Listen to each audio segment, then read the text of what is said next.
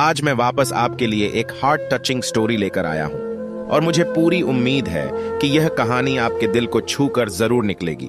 तो आपका ज्यादा वक्त ना लेते हुए मैं इस कहानी को शुरू करता हूं। एक बार की बात है।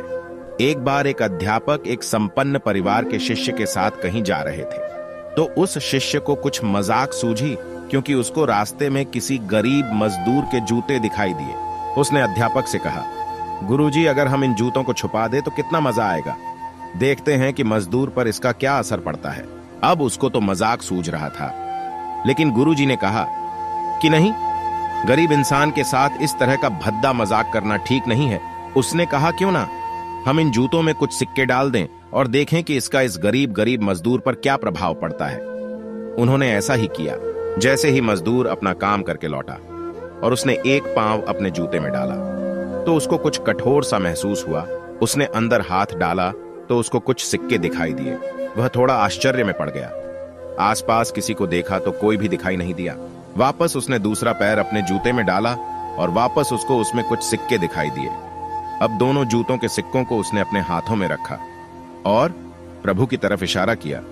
हे प्रभु, पता नहीं किस भले मानुष ने यह सिक्के मेरे जूतों में छुपाए हैं, लेकिन जिसने भी छुपाए हैं उसको मेरी दुआ है ताकि इन पैसों से मैं अपने बच्चों और पत्नी के लिए कुछ खाना और दवाइयां ला सकूंगा। और इतना बोलकर वह चला गया। इस बात को शिष्य और अध्यापक दोनों सुन रहे थे। अब अध्यापक ने शिष्य से पूछा कि अब तुम मुझे बताओ कि तुम्हें कैसा महसूस हुआ, तुम्हारी पहले वाली मजाक या मेरा यह तरीका।